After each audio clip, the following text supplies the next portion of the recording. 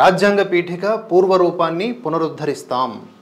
లౌకిక పదాన్ని చేర్చి అంబేద్కర్ ఆత్మను కాంగ్రెస్ గాయపరిచింది. దళిత ఓబీసీ రిజర్వేషన్లకు ఆ పార్టీ వ్యతిరేకం. ఏఎంయు, జామియా మిలియా ఇస్లామియాల్లో దళిత కోటాకు కృషి చేస్తాం.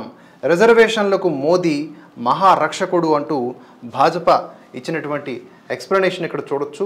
రాజ్యాంగ పీఠికలో లౌకిక అనే పదాన్ని చేర్చటం వల్ల రాజ్యాంగంపై కాంగ్రెస్ పార్టీ దాడికి పాల్పడింది. ఎవరు అసలు రాజ్యాంగాన్ని నిజానికి దాడి చేసి దాని యొక్క స్వరూపాన్ని మార్చింది అనేది ఇక్కడ స్పష్టంగా అర్థం చేసుకోవాలి. ఈ విషయంపై భాజపా ధ్వజమెత్తింది. తాము కేంద్రంలో తిరిగి అధికారంలోకి వస్తే పీఠిక పూర్వరూపాన్ని పునరుద్ధరిస్తాము అని ప్రకటించింది. భాజపా ప్రధాన కార్యదర్శి దుష్యంత్ కుమార్ గౌతమ్ శుక్రవారం ఢిల్లీలోని పార్టీ ప్రధాన కార్యాలయంలో విలేకరులతో మాట్లాడారు. దళితులు, వెనుకబడిన వర్గాల రిజర్వేషన్లకు కాంగ్రెస్ వ్యతిరేకమని మండిపడ్డారు. రాజ్యాంగానికి పీఠిక ఆత్మ వంటిది అని అంబేద్కర్ తరచూ చెప్పేవారు. అయినప్పటికీ కూడా వాళ్ళు అంటే కాంగ్రెస్ పాలకులు అందులో ఈ సెక్యులర్ అనే పదాన్ని చేర్చారు అని ఆక్షేపించారు. భాజపా తిరిగి అధికారంలోకి వస్తే పీఠిక పూర్వస్థితిని పునరుద్ధరిస్తారా అన్న విలేకరుల ప్రశ్నకు దుష్యంత్ ఎస్ అవును అని నిర్మోహమాటంగా సమాధానం చెప్పారు. అట్ ది సేమ్ టైం ఈ విషయాన్ని ప్రోపగండా వార్తలు చేసేవాళ్ళు మళ్ళీ తప్పుదారి పట్టిస్తారు. ఇది రాజ్యాంగాన్ని మార్చడం కాదు, రాజ్యాంగ సహజ స్వరూపాన్ని, రాజ్యాంగ పూర్వ వైభవ విషయాన్ని ముందుకు తీసుకురావడం అనేది ఏదైతే కాంగ్రెస్ చేసిన గాయం ఉన్నదో రాజ్యాంగానికి, దానికి ఒక రకంగా కరెక్ట్ చేసిన వాళ్ళు అవుతారు. దీన్ని రాజ్యాంగం మీద దాడిగా అభివర్ణిస్తారు. చూసుకోండి జాగ్రత్తగా. బీజేపీ చేస్తున్న దాడిగా అభివర్ణిస్తారు. పీఠికలో లౌకిక పదాన్ని చొప్పించకూడదు. ఆ చర్య అంబేద్కర్ ఆత్మను క్షోభకు గురిచేసింది.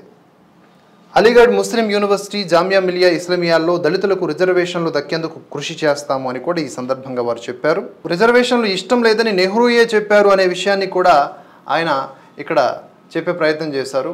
మార్పులు చేసేందుకే భాజపా 400కు పైగా లోక్సభ స్థానాలను సాధించాలని లక్ష్యంగా పెట్టుకుందన్న కాంగ్రెస్ ఆరోపణలపై కూడా, అంటే రాజ్యాంగాన్ని మార్పు చేసేందుకే 400 స్థానాలను లక్ష్యంగా పెట్టుకుందని కాంగ్రెస్ చేస్తున్న ఆరోపణలపై కూడా దుష్యంత్ స్పందించారు. 1961 జూన్ 27న ఆనాటి ప్రధాని నెహ్రూ అప్పటి సీఎంలకు రాసిన లేఖలో ఏ తరహా రిజర్వేషన్లను తాను ఇష్టపడనని, ముఖ్యంగా ప్రభుత్వ ఉద్యోగాల్లో కోటా సమ్మతం కాదని స్పష్టం చేశారని గుర్తు చేశారు.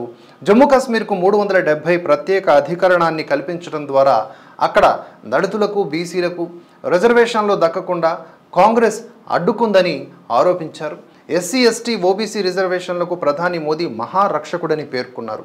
తాను బతుకున్నంత కాలం దళితులు, బీసీల రిజర్వేషన్లలో ఎవరూ జోక్యం చేసుకోలేరని బహిరంగంగా స్పష్టం చేశారు.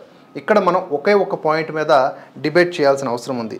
అది ఏంటి అంటే, రాజ్యాంగంలో ఉన్నటువంటి పూర్వపీఠిక సెక్యులర్ అనే పదాన్ని ఏదైతే ఉందో దాన్ని జోడించి మొత్తం రాజ్యాంగం మీద అతిపెద్ద దాడిగా దీన్ని అభివర్ణించవచ్చు.